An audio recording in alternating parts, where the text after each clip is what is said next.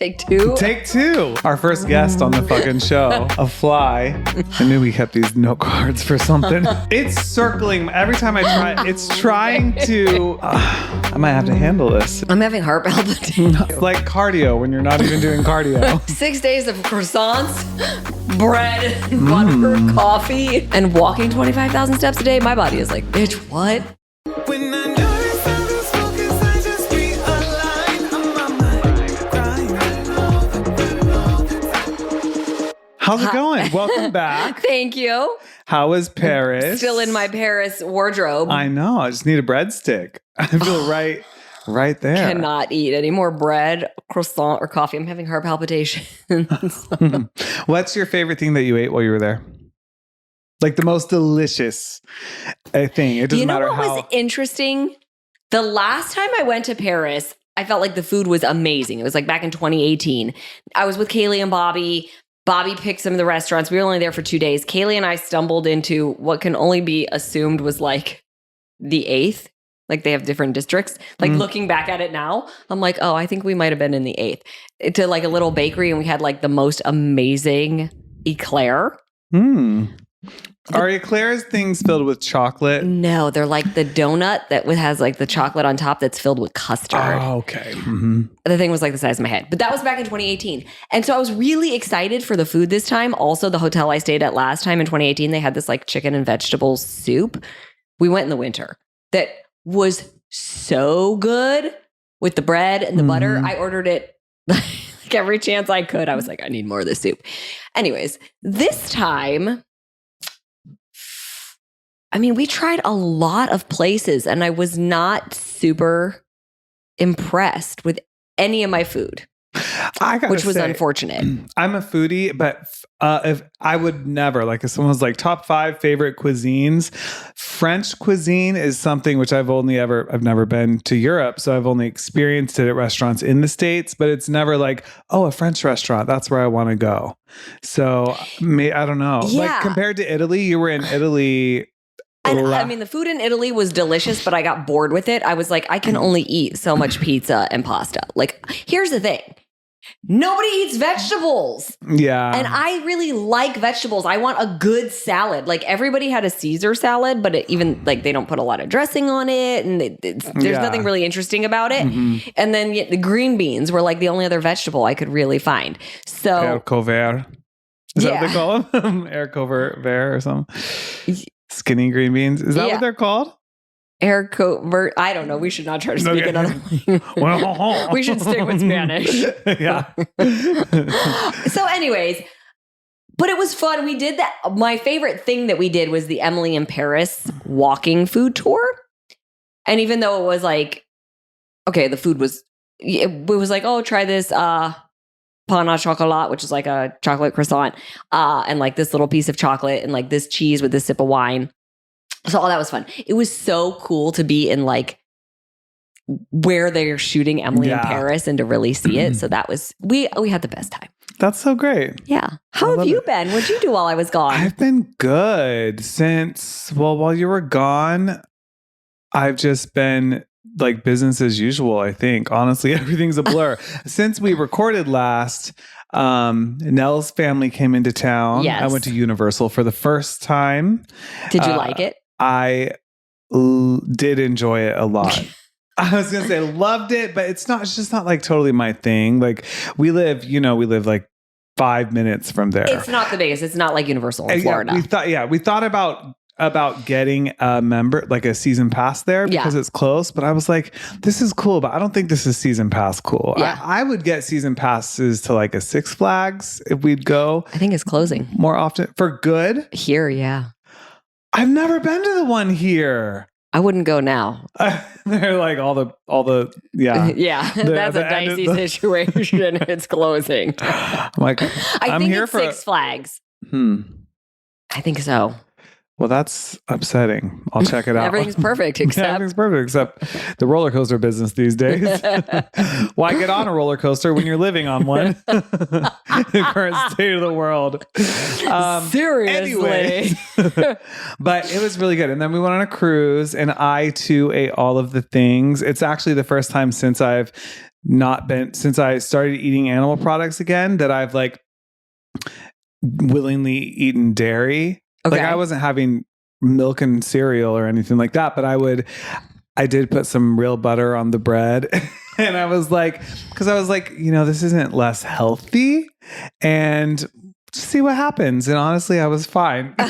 But I don't know. The good thing about not eating butter is it helps you not eat as much bread. But when you eat that butter, Let me tell you, the butter in France might be the best thing. Wow. That shit is so good.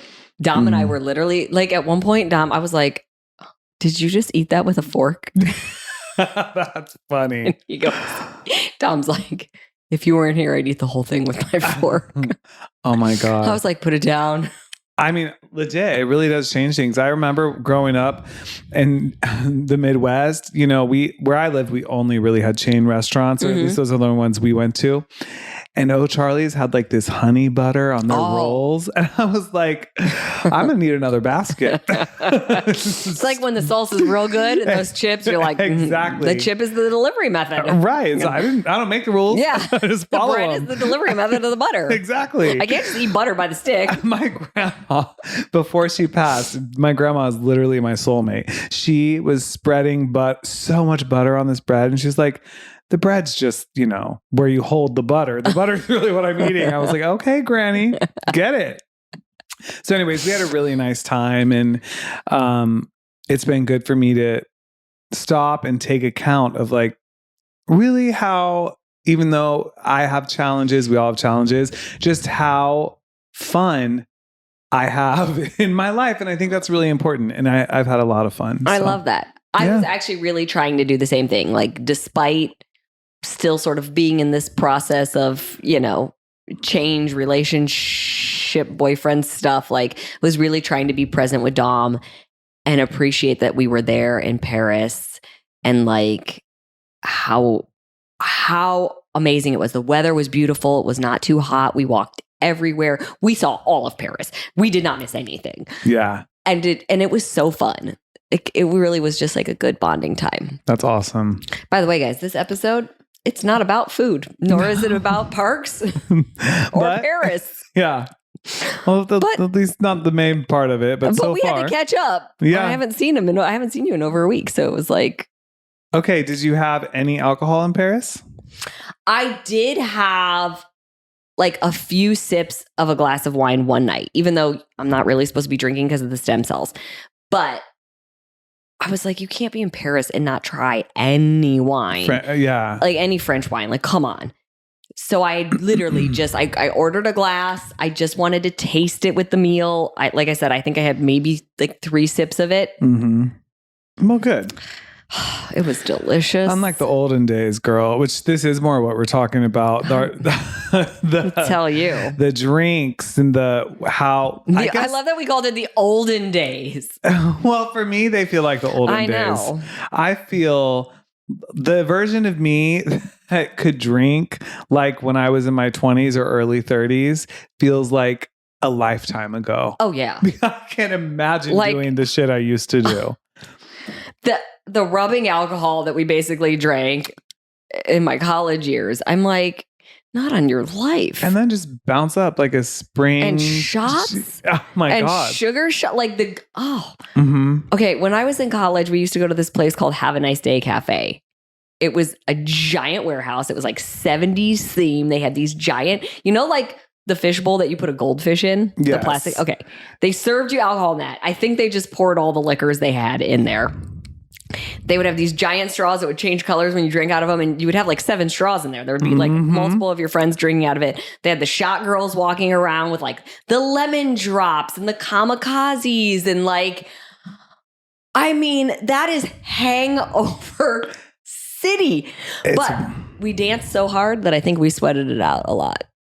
Well, I mean, there have been a few times that I've been leaving the club when I was younger and I would see like, people puking in the parking lot, and I'm like, nothing that comes out of you should be that color, like bright blue, like the color of the book that you released. Like, what were you drinking, and why is it still that color? Blue like, Caraco? we should not be having that shit.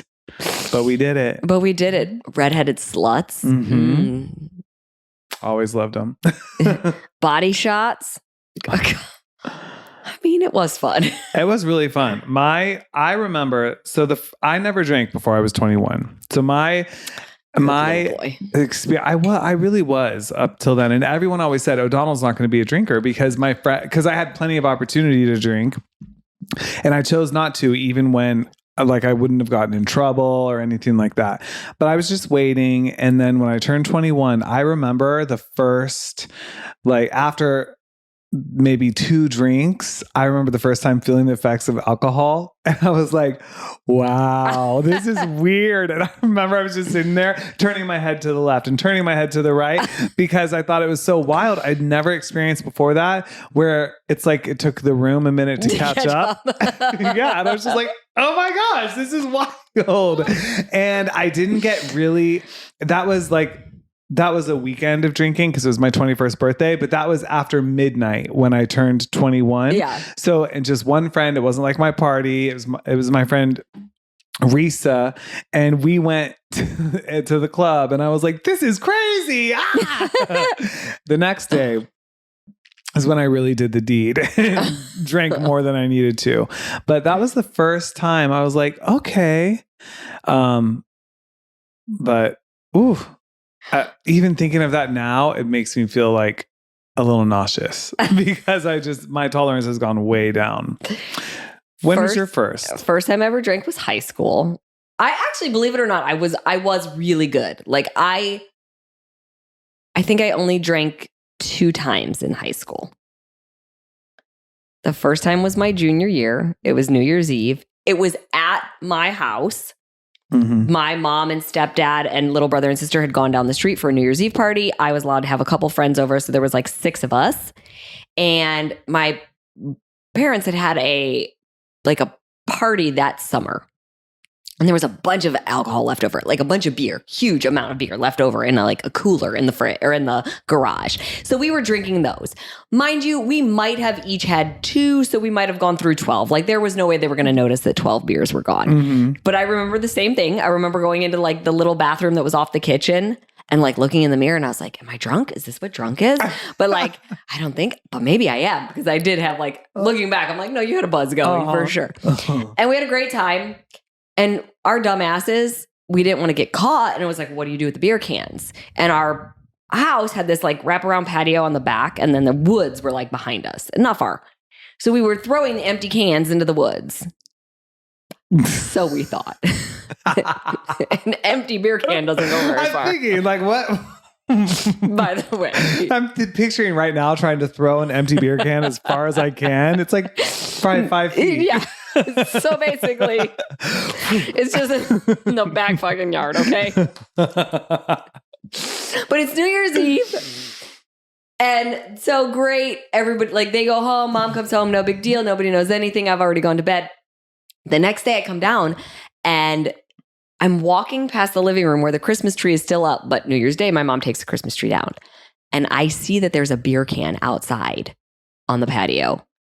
The Christmas tree is kind of hiding it inside because of where it is. But I saw it and I was like, oh my God, how am I going to go out on the patio and get this beer can? Because there's like snow, like this is St. Louis. Like there's no like good reason to go out on the patio right now. I was like calling my friends and they're like, you got to get out there and get it. Long and short of it is I did not get out there and get it. My mom starts taking the Christmas tree down. Is like, why is there a beer can on the patio? Because obviously nobody had been out there in months. They realized it was half drank. They look over the balcony, see that there's ones in the back. My stepdad was smart enough to pull a number on me and basically told me that they looked at the beer cans that were down in the yard and looked at the serial number on them and matched them to the ones that were in the garage. That is not true, by the way. There was no way to do it. They ended up laughing at me later, but that's how they got me to admit that we drank. See, I got grounded for a month. I didn't have my driver's license yet. or I might have, but I didn't drive to school. I think I had my driver's license, but I didn't drive to school. I rode with one of my friends who lived down the street. No, my parents made me take the bus in the dead middle of winter for a month. Oh, so I'm a damn. junior. All my friends are still driving to school. I'm having to get up an hour earlier, wait on the corner for the bus while they all drive by. And then I have to get off the bus in front of everybody. See, that's messed up. That is not right. You should not. They went too hard. What I think should have happened in this story is your stepdad should have been played cool, gotten the beer cans and pulled you aside and said, I know what you did. And you shouldn't have got in trouble. That's how I would like it to go in the movie. Like, I would have liked it to go that way I'm too. not going to tell. Well, my mom already knew. She was the one that found it out on the patio. So they were in it together. But yeah, It's a lot worse that could have happened. I know. I was at It's just home. funny you guys It was one time, but yes, it was hilarious that we thought. So it's all fun and games until you've had one too many and you think you're throwing them into the woods. Yeah. Everything's perfect until I had one too. Well, so I remembered my mom when I was in my 20s and I drank a lot, but I was social and I also was homeschooled pretty much my entire life. And so I loved, in my 20s, I felt like I was living more of a social experience because I was in working places and meeting friends and so I was out a lot. It's not like I was like, oh, I need to go have a drink, but also that's just when you want to do something, you go out with your friends and get drinks in your 20s. And so anyways, my mom told me that her grandmother, so my great grandmother told her, Jeannie, honey, I've never seen a pretty drunk. So bitch, I'd get drunk and whenever I'd go in the bathroom, I'd stop. And when I tell you my duck lips, like try to be the prettiest drunk I could, like if great granny could see me now, like She I'd would prove see her a wrong. pretty drunk. A pretty drunk right in front of her. No, you know what? She would see somebody who's pretty drunk. Yeah, exactly. Like, why is he doing that with his face? So. Oh, that's awesome. Okay, question. Do you have like your funniest drunk story and do you have any bad drunk stories? Totally. I got lots of them. I actually have to think of my funniest. Well, okay, so one time, this is in my later 20s, I just started learning ballroom and teaching beginners, and the owner of the studio invited us to this event that, for me, where I was at that time, felt like a very swanky event. You had to buy a table to go, and so the owner of my dance studio, her husband, was like my city's number one plastic surgeon, and so he bought a table and invited us to go, and it was black tie and all the things, and so I was just having all the drinks because you just let loose and you're like, oh my god, it's fancy, I'll have another. And so it was fun dancing the night away, the whole thing. But so that was a Saturday night, and I had to sing at this very large church the next morning. This is in my hometown. Okay. So I get home, brought home, and I literally pass out on the love seat, not even the couch. So I'm curled up. I can't even fit on the whole thing in my parents' living room, and they can't wake me up for church the next morning. I literally wake up when I'm supposed to be out the door 5 minutes ago. My brother saying, Mom, no matter what I do, I can't get Donald to wake up. And I woke up and was like, what time is it? I'm literally still buttoned up in my tux that I was wearing the night before. Perfect. So I quickly change and I get to church, and my job at church that day, it actually wasn't singing. I love the laugh. It was just so crazy. I was supposed to give announcements, but basically be like the Ryan Seacrest of the service that Sunday. And so first I came in there and I was like, I am so well. Before I left, I was like, "Mom, do I stink?" And she was like, "Tell everyone you're sick and you're on Robitussin." I was like, "Okay."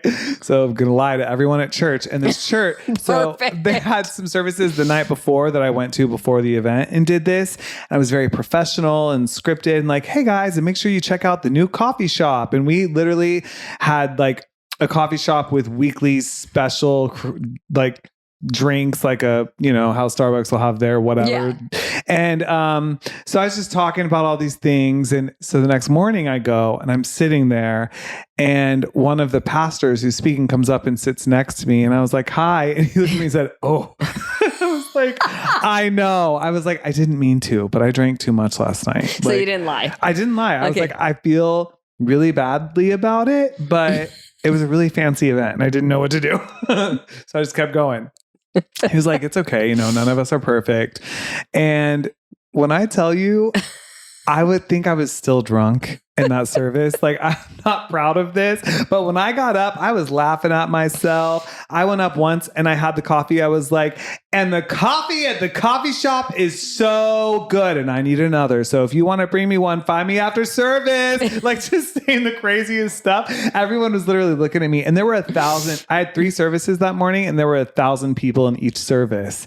And I was just like, totally. You're just being you. People were coming up to me like, "Wow, you're so comfortable up there." And I was like, "Girl, this is that phase where you're not quite drunk, but the hangover hasn't hit yet."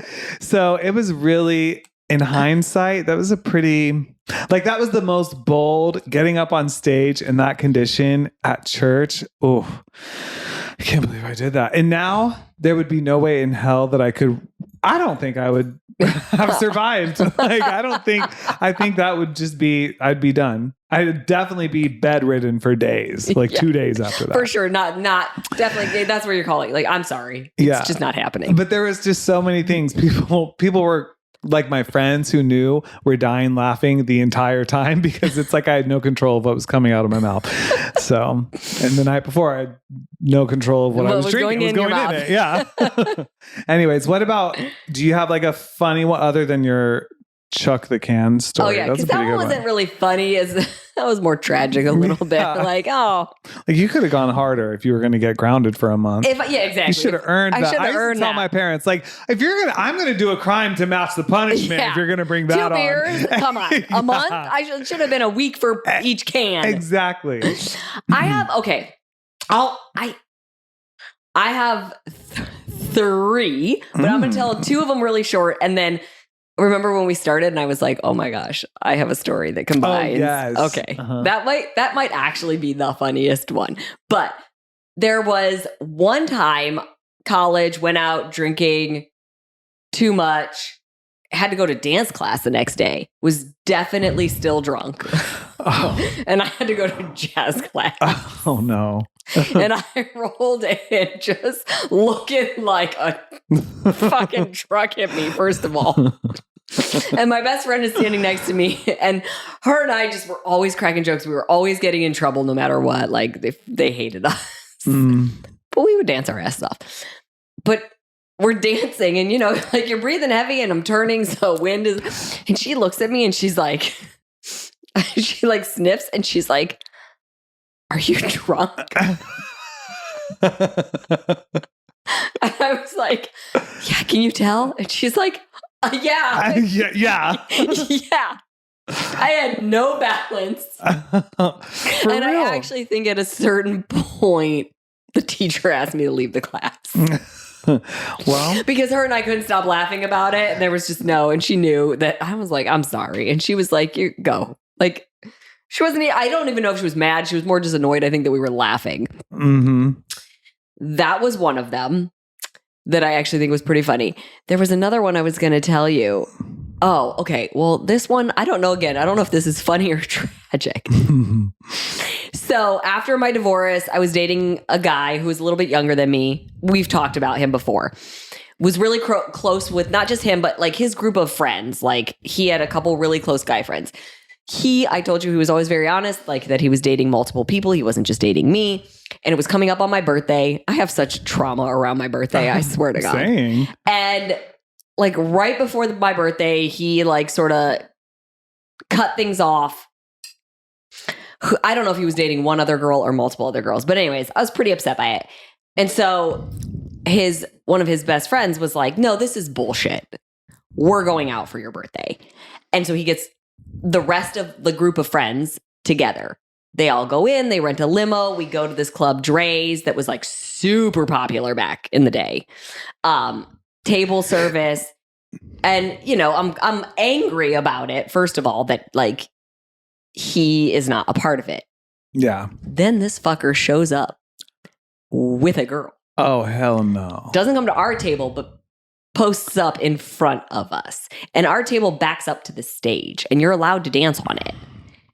But I'm just throwing them back. It's my birthday. Everybody's buying drinks. It's table service. Da-da-da. I get up on the stage. My girlfriends and I are dancing, but it's from a couch. Like, so you step up from the couch onto the stage. Right. We're dancing and we're having the best time. And I step down onto the couch to come off the stage, lose my balance. No, Donald, it's... Oh my I God. don't just fall. I take out the table Oh my God. with drinks on it, with candles on it, all the things. The bouncer comes over. The bouncer's ready to throw us out. They're like, pull it together. See, if that happened today, we'd have that on video because people would have been filming you on stage. Of course. Oh. And so they're like, no, she just lost her balance stepping onto the couch. So they managed to smooth it over and convince the bouncer that I wasn't super drunk and that it was okay. I just, you know, high heels, lost my balance. Yeah. Oopsie. But when I tell you, fucking candles went, the outfit is covered in different drinks. Like, oh my God. Yeah. So that was the other one that I feel like was pretty epic. I had a tragic one. I went to like funny in hindsight. By the way, if you're listening and if you've made it this far and you're sober, we're just talking about the past. We're also now have a lot of fun. It's not reliant on tons of alcohol. No, not at all. So I just want to say we do support that. That's why the title of the alcohol is Everything's Perfect until you've had one too many. I one time was I was in New York and I was like not seeing Todrick, but I still had like was emotionally. I mean, I was seeing him physically. I was staying with him, but we weren't like together. Right. And so anyways, my feelings were hurt or something. You know, I was young and dumb. And so I went to look at this apartment and this guy was like, that was showing me his apartment because he wanted to sublease it at the time. I was like, I'm going to move to New York City. He was like, we just were having a nice conversation. He said, can I take you to dinner tonight? So anyways, I was like, sure. So we went to dinner and then he was like talking about Washington, D.C. And I said, I love Washington, D.C. And he said, well, I'm going tomorrow if you want to go. And I said, don't tempt me with a good time. Literally the next day I rode with him, this person that I just met the day before, to Washington, D.C. Anyways, we went out and I got so drunk, Autumn, that, and I'm trying to play it cool because this is a cute guy and whatever. And I felt so like I was going to puke, but I was too embarrassed to ask him to pull over. And I had my jacket sitting on my lap and I literally just... Oh my when God, you're drunk and you think you can do things inconspicuously, I was just like looking out the window and puked in my jacket. What? How do you puke in a jacket? It's not a pouch. It's not a purse. What did you do with the sort jacket? of like, parachuted it. And you didn't think he was going to smell it? I don't want to think about this. Those things just put out of your mind. He was like, are you okay? I was like, yeah, I'm fine. Letting it out. Oh my God. Because I am a good quiet puker, which is, I don't know if that's a skill to be proud of. Because like my dad or my brothers, they'd get sick growing up and stuff. And I'm like, oh my God, do you just need attention? yeah, I'm like, okay. But and then the next day looking at it, I was like, oh, you didn't throw this thing out? No, I put it in a plastic bag because I didn't know where to throw it. So I was like, I'm just gonna act like nothing happened and I'll wash it later. It was disgusting. And also I was like, what? Anyway, so that was like a very tragic, it's funny now to look back on, like how disgusting and this stupid. Like, why didn't I just say, can you pull over? I'm going to be sick. Instead, I'm like, I know. I'm going to puke in my jacket. And it was like it was an all white track jacket. Oh, stop I it. know. Oh my gosh, this gets better by the It was minute. like from Zara or something, which to me, being from Ohio, Zara was couture. Yeah. It was because they only had those at the time. Like Zara or H&M was only in like Chicago, LA, Yeah. New York. It was before it was all over. Oh. So I was like, I'm going to save this fine garment. And it was not good. So Wow. Okay, this is my worst funny, but also like, whoa. Okay. So my wedding, it wasn't my wedding day. It was 2 days before.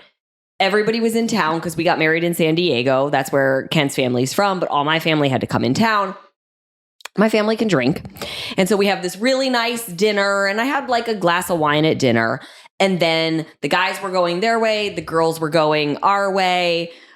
My cousin Jason, I remember he was like, this is when Jason still drank. He doesn't drink anymore. But he was like, we were getting ready to leave. And he's like, let's do I don't know if it was a Jaeger bomb where you drop it in the beer.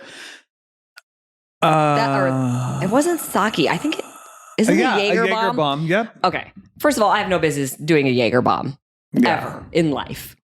I don't even think I did the whole thing. I did like what I could. But that alone was like, okay, we're mixing things. I've already had wine. Now we're mixing liquor and beer. What do they say? Beer before liquor, never been sicker. Right. Liquor before beer, you're in the clear. First of all, it's bullshit. Yeah. Too much is too much. Still sick. still sick. Still drunk. Okay. So we go out to this club. And mind you, I'm like, what was I, 28, I think, when I got married? No, I'm sorry. 20, maybe 26. I think I had Dom at 28. But nonetheless, I'm not 19 or 20 or 21. Shouldn't have been drinking at 19 or 20. But my partying days had been over. Like I had not been partying, drinking on a regular basis. Okay. We go to this club. They're buying me drinks. They're handing me shots. We're dancing. And all the other times in the past, I've danced my ass off and it's been fine. Oh no. This club is packed. It's hot. And all of a sudden it hits me. And I am like, get me out of here right now. Like, get me out, get me out, get me out. Like I know I'm going to throw up. Oh. They get me outside. We have to get in a cab to go back to the hotel. Oh no. They're like, don't you puke in this cab. And I am sitting in this cab and I am just like, oh my God. But I know, like, if I have to puke, I'm going to roll the window down. Okay. The cab driver is like, she better not throw up in here. They're like, she won't. They're like, you better puke in your purse if you have to. Okay. We get back to the hotel. I don't throw up. I'm sharing a room with my two sisters. So Kaylee and then my younger sister. Now, my younger sister is 11 years younger than me. So if I'm 26, she's like 15. Okay. So I'm in my bed. There's two queen beds. Kaylee and my other sister in the other bed. Go to sleep, pass out. I get up in the middle of the night to go pee. I get out of bed, turn the corner to go into the bathroom and pee. So I'm peeing. And my little sister's like, what are you doing? And I'm like, I'm going pee. Give me a minute. And she goes, you're not in the bathroom. Oh my God. I had gotten out of the bed on one side, turned the corner to go into the bathroom, but all I did was walk between the bed and the wall. Now, mind you, you would think I would know that I'm not sitting on a toilet. Yeah, you would. You were just squatting. See, I told you guys. Peeing on the carpet. I was. Oh my God. And I was like, just let me pee. Funny. She was like yelling at me. She's trying to wake my sister Kaylee up. Like, what do we do? Like, then I finally go in the bathroom and I pass out on the floor with a pillow next to the toilet for the rest of the night. And then we were checking out the next day. I didn't know what to do. Like towels. I'm trying to put water on it. Like I felt so bad. They're I'm like, sure. hey, we said no pets. You're like, we don't have any. Oops. Gotta go. That low moment, guys. Low moment. Okay. That is hilarious. So the whole point is don't have one too many or more than that. And by the way, I just want to point out, like, these stories are so far between. Like, We can laugh about them. Yes. And also, I just was not a big drinker in general. Like, it wasn't like every night or every weekend I was drinking like crazy. It's probably why. I was a big drinker. I'm not going to lie. I mean, I loved to go out and I liked to drink with my friends if that's what we were doing. I mean, I love to go out. Like, okay, I danced for the St. Louis Vipers cheerleaders. By the way, if you don't know what that is, that was our professional roller hockey team. Oh. This was when I was in high school. But some of the girls were in high school. Some of the girls were in college on the team. And we would go out and like the blues players would, or the hockey players, sometimes we would run into the blues players, like the actual hockey team players. But the roller hockey players would invite us out too, even though these guys were like older and shouldn't be. And they would get us in. I also had a fake ID. Oh, that girl. Compliments my older sister. Oh, that's right. That's perfect. I know. She gave it to me when I graduated high school as like a gift. And she's 4 years older than me. So I had a fake ID for a long time. So I could get in even if I wasn't going to drink. But oh my God, we would drink White Russians. Just Kahlua and cream, basically. Yeah. And do you remember sour apple martinis with apple puckers? Ugh. Oh my God. My mouth's watering a little bit. Like I'm having a physical response remembering some of these things. Kids don't even know the liquor that we drank. Mad Dog 20, like Zima. Do you remember Zima? No. Oh my gosh. Zima was like a quasi beer, but it wasn't really a beer and it was super sweet. Like I remember, I feel like it came out when I was in college. And if it didn't come out when I was in college, it became popular when I was in college. You know what I'm remembering? That I feel like ended up having to be taken off the shelf or something. I don't know if I ever had one. They were called Four Locos. I remember those. I think they were like alcoholic energy drinks and they were literally like messing because alcohol's a downer, obviously. And then they were like messing with people. But now everyone just gets Red Bull and vodka. Exactly. So, we don't learn. Yeah. Oh my God. Like the thing, even now when people order, and if you're listening, you might be one of these people, and you know when you order a Long Island iced tea, you just have one thing in mind, and that's to get turned. You all the way. Really, when somebody orders a Long Island, you should say, "Are you okay, honey? Who hurt you? Yeah. What pain are you numbing? Right. Well, what do we need to talk about? For real. Or mind erasers, which were even like more brutal. I was trying to remember what those were called. Yes. Mind erasers. No, I really, did you have you blacked out? No, I have never blacked out from drinking. I think the closest was not really understanding where I was when I was peeing. Yeah, right. You knew the whole time, girl. I know how you are with peeing. I really didn't. I swear to God. You're like, that looks like a nice corner to pee in. I was in my hotel room. No, I will tell you my serious story, but go, what were you going to ask me? Because you said, if I blacked out, have you blacked out? I have. There have been so many times that I do not. I think they're called brownouts, where like you remember. Someone told me that one time. I don't know if that's actually what people call them, but I'll remember like pieces. But there's also like pieces I just don't remember, and I would have to ask like. And you know what's really wild is that started happening later without me even drinking as much as I used to. I was like, it's not funny, but I was like, I'm just going literally brain dead. Like I just You're like, my liver is just not keeping up. And I can't remember. I would be like, I don't remember that at all. And people were like, oh my God, we were all like drank the same. And I'm like, it's scary. So there were little things like that as I got older and it went from, because, you know, you start drinking at 21, your frontal lobe's not even finished developing until you're 25. You don't think about the consequences of things. And then at some point, you start to realize, okay, I should be concerned if I just don't remember portions of my life. You know what I mean? I haven't actively tried to block them out. Exactly. No, I'm searching. Like there have been times where I just don't remember how I got home.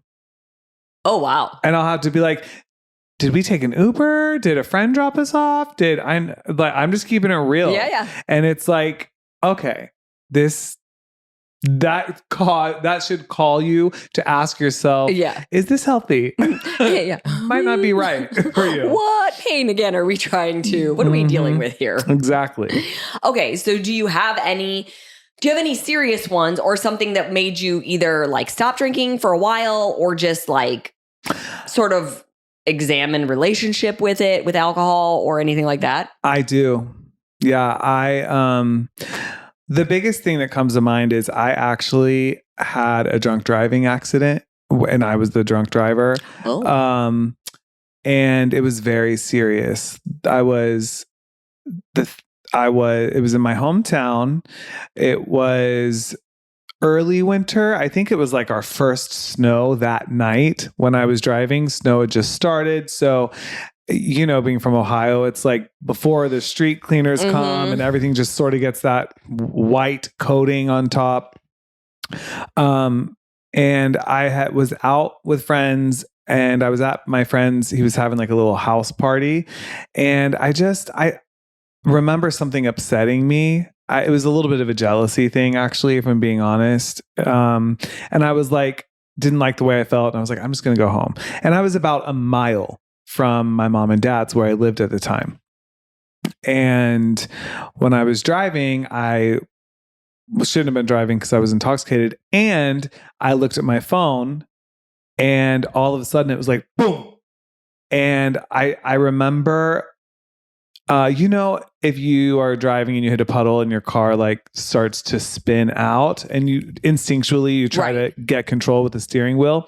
I was trying to do that. And I remember being like, you're not, like, I was rolling, like going upside down. I was like, you weren't spinning, you were rolling. Exactly. Oh, wow. And I kind of just like let go and Jesus, take the wheel. Jesus, take the wheel. And I remember, I must have. What was the boom? What did you hit something? Yeah. What'd you hit? I didn't know until I got out of my car. All of my windows were shattered. All of my airbags had deployed. It was also a brand new car. My first brand new car I ever bought. It was a Ford Focus, but I felt like a bad bitch because it was my first brand new, like first owner car that I got. And if you're watching, I'm gesturing it, but the ceiling of my car, because we rolled, was like pressed down on my head. I said we. I was the only person. I was the only person because I rolled the car, and so I like ducked under the ceiling and had to push the door open, and I couldn't find my phone because obviously I let it go while that was happening, and so the car rolled and landed back on its four tires, but the ceiling was like pressed down because of how it rolled, and there was a parked car, which is what I hit, that would have been on the opposite side of the road. So I was on the right side and I crossed the center line and hit a parked car. And that car was pushed up onto the sidewalk and it was bad. And I was like, the first thing I said, and this was just sort of like, I was in shock, obviously. I was like, because my parents told me when I first started driving, if you ever have a fender bender or something like that, you don't have to call the police. Like my insurance, you can still make an insurance claim without a police report. And sometimes the police will just give you a ticket. And so if both parties agree, it's better just to exchange insurance information. So the first thing I said was, you don't have to call the police. I have insurance, because I knew I was Wait, who drunk. were you talking to? There was already a crowd of people who had started to come from their homes. And this is at like 1:30 in the morning. Okay, so people heard it, obviously. People heard it. Running outside. Yeah. And someone was like, you're bleeding. And I looked down and I had blood all over me. And I was like, I need to find my phone. And so I started digging through like the glass and everything disheveled in my car, found my phone, called my mom and was like, I had an accident. I'm pretty sure I'm okay. And no one else was involved, but it's very bad. Like no one's hurt in terms of like, but it's bad. And she said, have you been drinking? And I said, yeah, I have. I was like, it's bad, Mom. Please hurry. And she said, okay. And then I called a friend of mine who actually had just gotten to the party that I went to, but she worked like nights at a hospital. So she hadn't been drinking and she was in her scrubs. And I just felt very alone. And also all those strangers were just looking at me. Yeah. And it was cold. Like I didn't have a proper coat for the snow because I was out from earlier. I just had a hoodie. And so I was like, I just didn't know what to do. So I called her. The police came and the police pulled up at about the same time as my mom. And then my friend came also. And then the news came, a fire truck, the ambulance. It was a scene. And I was just sitting on someone's like front yard steps. And I remember the cop asked me what direction I was going, and I actually said the wrong direction. But at that point, I was so turned around and in shock and just you weren't trying to lie. You just And they were like, she said, I need you to write down what happened. And so I said, I'm in shock and shaking. Can my mom do it for me? And she was like, sure. And it was interesting because since my friend had scrubs on and was sort of like standing with me, the police officer never tried to come closer to me. So if I would have smelled like alcohol or something, I don't know if that was intentional or not. But then the ambulance came up and they were like, do you need to go to the hospital? And I was like, I whispered to my mom. I was like, I don't know if I need to go to the hospital, but I'd rather go to the hospital than jail.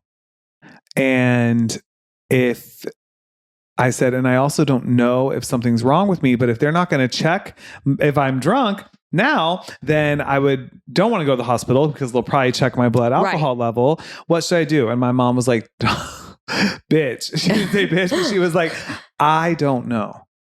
If you think you're seriously injured, though, you should go to the hospital. And they were like, we need an answer. And I was like, I'm not going to go. And my plan was, if I'll just ask to go, I'll change my mind. If I end up, they're going to take me to jail. I was really afraid. And it was really irresponsible of me. I just want to say, as I'm sharing the story, I know that it was a long time ago. And so just quickly wrap it up. The police officer came and said, I have to cite you with failure to control. It's the same as a speeding ticket.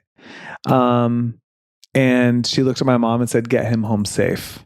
Wow. And it was like, it felt like such a blessing, but I also felt so much guilt and shame and all kinds of things. So it really called me to take a pause and to think about a lot of like, because up till then, everything was so loose and free and fun, and none of my decisions when it came to drinking had any real consequences.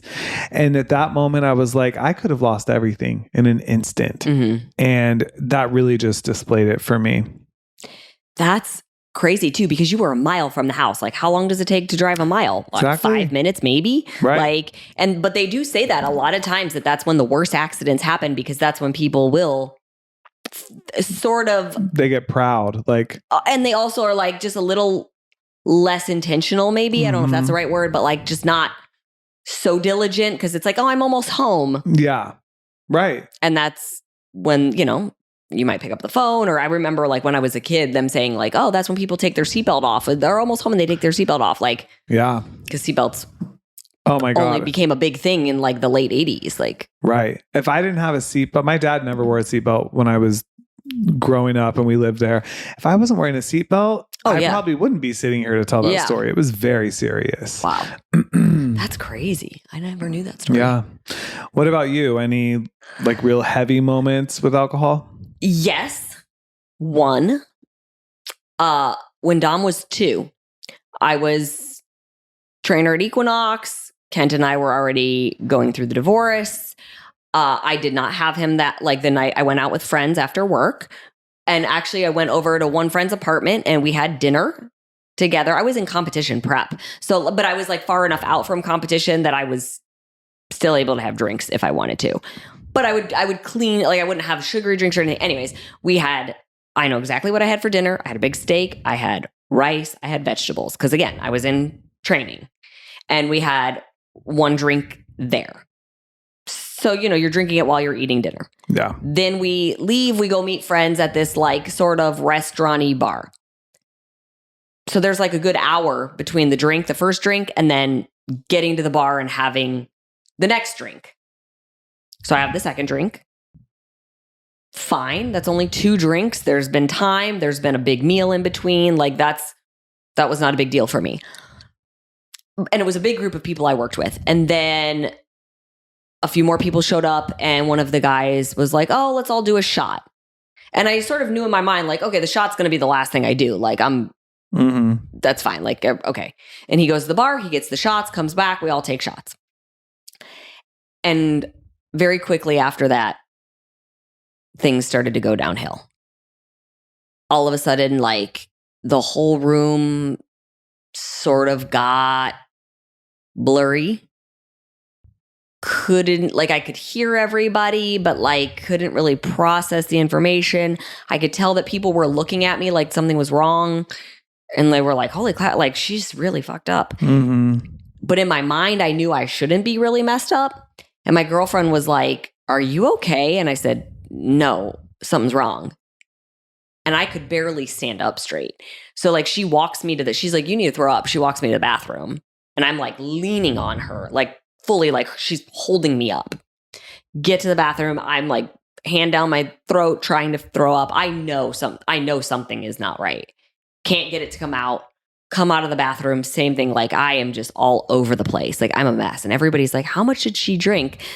And I was like, no, like, and I'm trying to tell them something is wrong. Yeah.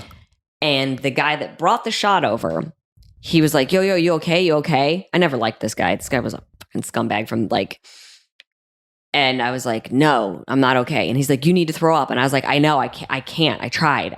And he's like, no, come outside. So he takes me outside and he's like, I'm sitting there on the ground and like head in my hands. And he's like, you need to throw up. And I was like, I can't get it out. I've tried. And he's like, open your mouth. And I'm like, what? And he's like, my hand's bigger than yours. Open your mouth. And he shoves his hand down my throat. And I start puking. Oh my God. And I am just puking and puking and puking. And at this point now, everything's black. I can't see anything, but I can hear. This is what was crazy. I could tell you right now everything that was said that night. I could tell you, I'm sitting on the curb. I'm puking. I'm asking them to call me an ambulance. I know I need to go to the hospital. Nobody will call me an ambulance. I think they thought like I was just drunk.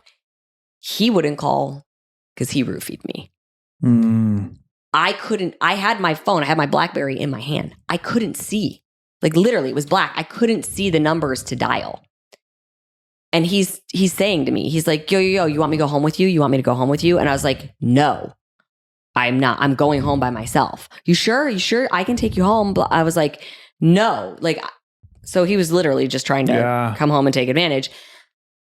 And as I'm sitting out there on this curb puking, another guy that we worked with that was actually like in the janitor department, a little bit older than us, nice, had just pulled up to meet everybody.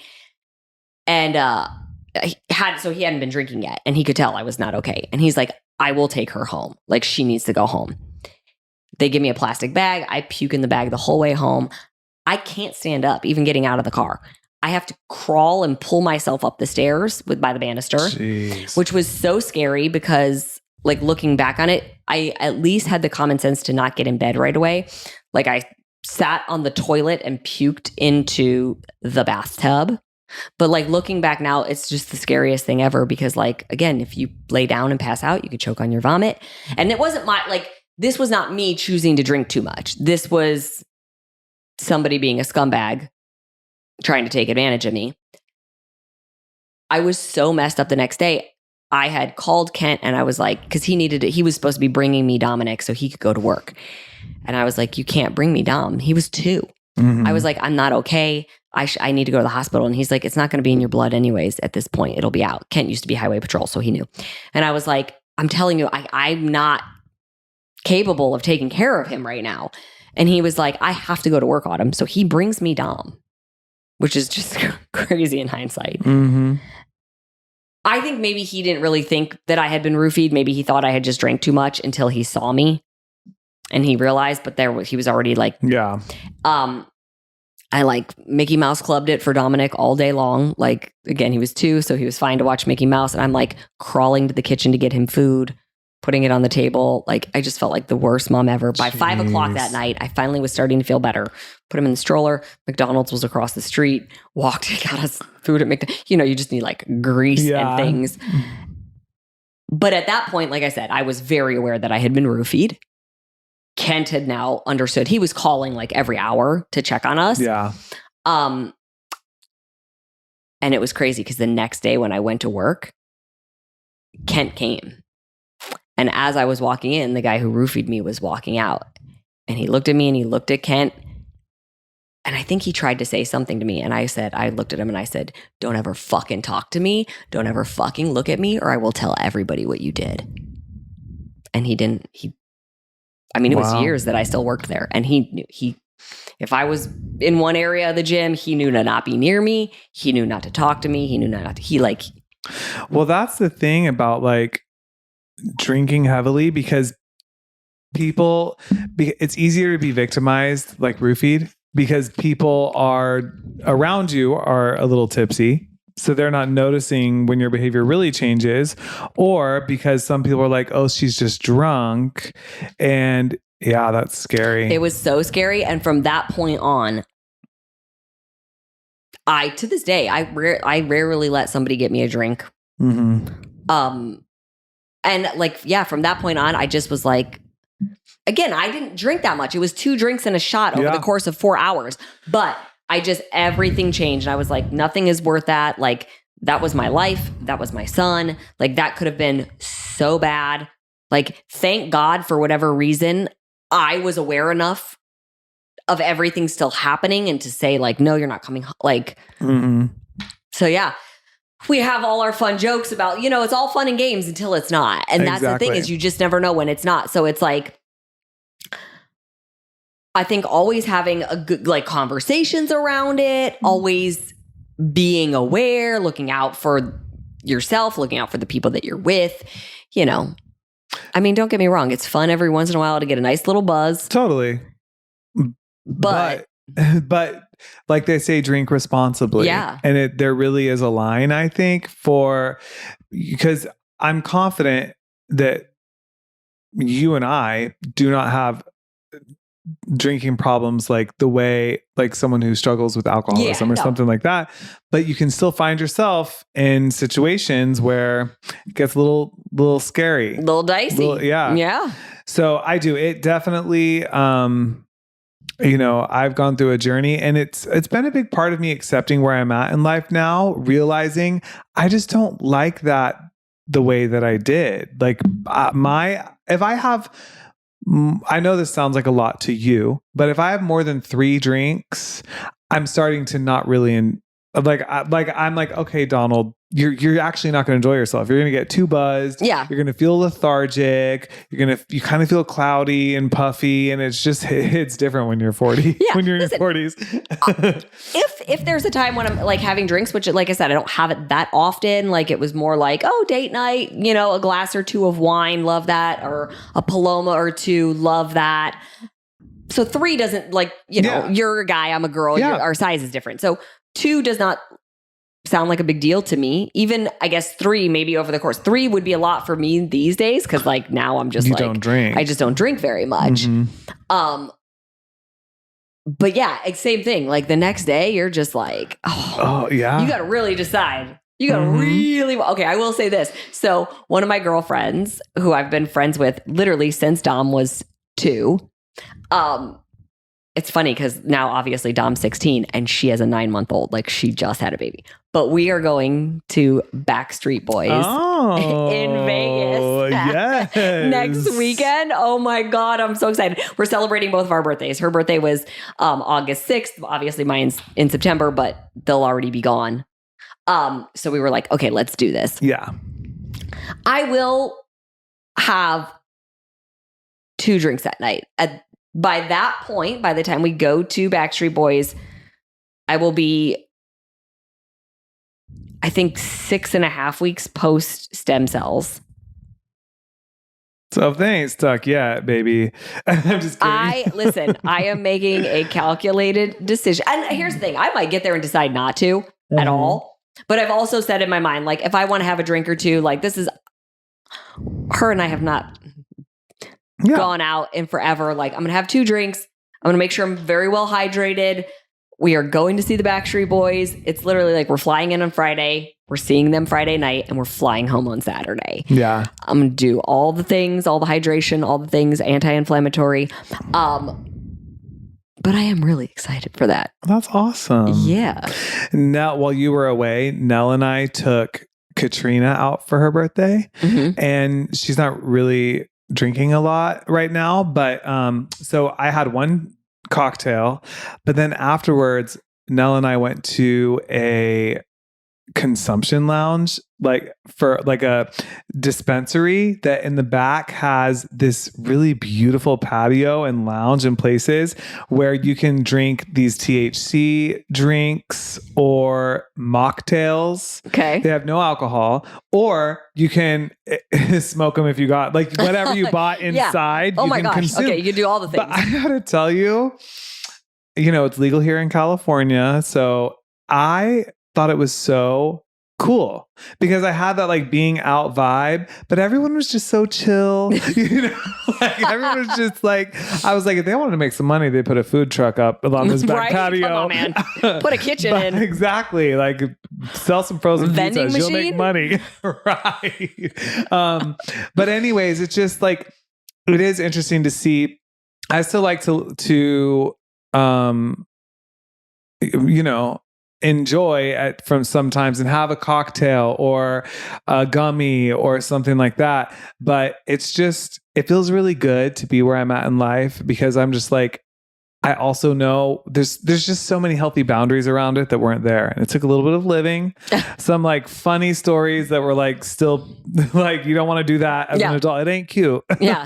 Like his Grammy says. Exactly. Never seen a pretty drunk. Never seen a pretty drunk. So I'm happy to have made it past those stages. And I think it is really curious or like really interesting because the younger generation now has this much more like sober curious movement where they're not drinking as much. Like they are maybe leaning more towards like a THC or a CBD or just not at all. Like it's just like they're probably because they have watched us and had all our crazy like stories and they're like, it ain't cute.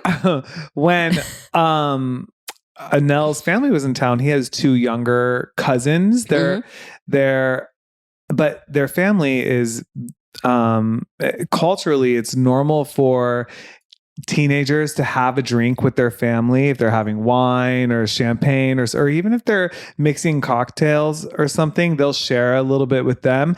And it's interesting because I've just never seen 2 girls their age seem to have such an adult balanced perspective of alcohol, because when I was that age, I didn't drink until I was 21, but everyone that age was like late teens, early 20s was like wanted to get fucked up. I think because it's introduced to them and they're allowed, so the curiosity is gone. Yeah, I do wonder if because it's this big thing that you have to wait to do and you can't do it yet. And I wonder if it builds up I don't know. And well, in Paris, actually in Italy and in Paris. So when I took Dom to Italy last year, Dom was 15 and a half. And we did this like cooking class thing. And the guy just poured Dom a glass of wine without asking. And I mean, don't get me wrong. Dom looks a little bit older than his age, but obviously he doesn't look 21. Yeah. And Dom's looking at me like, what? What do I do? And I said, I was like, if you want to try a sip of it, you can. I know Dom doesn't like alcohol. And so he took a sip and he was like, yeah. But in Italy, they let kids drink wine, even at restaurants and stuff like that. So now this year we go to France. Our first night out at dinner, we're at this beautiful restaurant. It's overlooking the Eiffel Tower. It was like this 5-course meal. The first thing they do, because I guess a bottle of champagne was included with the meal, I didn't realize it, is they pour the champagne, but they pour it for me and Dom. And I'm like, okay. You gonna go card him or nothing? Yeah, like he doesn't look old enough to drink. Right.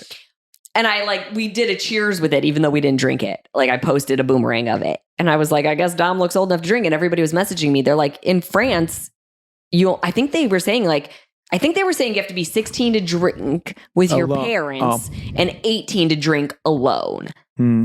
But everywhere we went, they poured Dom a glass of wine. Like if it came with the thing, with the experience, they just poured one for him. he did. Obviously, he didn't drink Yeah, it. he's Like, not like, yeah, no, all of a sudden. but he just thought it was so funny that because when Yeah. we did the Emily in Paris walking food tour, it ends at this place where they do like this cheese board and blah blah blah, and same thing. They pour the wine, pour it for Dom. Yeah. But I do think same thing. It's just in other countries and other cultures, there's not such this stigma on it. And so I think it's not like this, like, let's get fucked up. Right. It's interesting because I actually feel like it's the same way when it comes to like, I'm going to go off topic a little bit, but like sex and the naked body. Oh, I agree, girl. We should do that episode. We should do that because we went to see Moulin Rouge in France or in Paris, which is a burlesque show. They're topless. Mm-hmm. Their tatas are out. Dom was so uncomfortable, would not look, like turned his head the other way. And he was like, well, you know, because he's trying to find his way actually with God and religion anyways. Yeah. And so he feels a little bit like that's Conflicted lusting about what, yeah. and he shouldn't. And that's bad. And I was like, Dom, it's just not a big deal. I was like, you have nipples, they have They're nipples. boobies. That was your food source, your first food source. Also, like they were all natural boobs. So like none of them had like ginormous boobs. Yeah. They were all actually pretty small. And like I was like, what's the difference? Like Yeah. I was trying to explain to him, like it's only sexual if you make it sexual. I agree. I think that the idea of, and to your point, and this is something I think we could at another time really Yeah. dive into, people being told, like I remember thinking that I judged people who showed too much of their body, especially girls and women. And I think that's society and that is a problem. And it creates more of a perversion in people's mind because they're like, oh, when someone's naked, you think about fill in the blank Yeah. instead of just like respecting people's bodies. Or And how, she's doing that because she wants right. blah, blah, blah. It creates this narrative that Yeah. doesn't have to exist. Yeah. I think it's just, yeah. Oh, I'm we here got a for whole it. nother podcast episode coming for you Yes. guys. But for now, I think we could stick a cork. I like that. Put a cork in it. That's Put right. a cork in this one. Yeah, thank you guys for listening today. And I do just want to say, if you're someone who struggles with alcohol or anything, if you're struggling with addiction of any kind, there's nothing to be ashamed about that. And I just want to give a blurb of definitely seek the help and support that you need, because it's very serious and you're not alone. There's a lot of people who struggle with those type of. We can put some resources in the show notes for sure. Yeah. I always think it's good to give the resources. Yes, we were having a little bit of fun today, obviously reminiscing about our early days. Cringing a little bit. Yeah. Ooh. Like, oh, can't believe I did that. Okay, actually, now that we relive that, I'm a little embarrassed. I love the peeing in the hotel room story. That's amazing. That was a bad one. Oh, like I said, that was. If you guys have any funny stories you want to share with us, you can always email us at everythingsperfectpodcast@gmail.com. That's right. Don't forget to like, subscribe, follow us on Instagram if you haven't yet at Everything's Perfect Official. And we'll see you next time. Bye.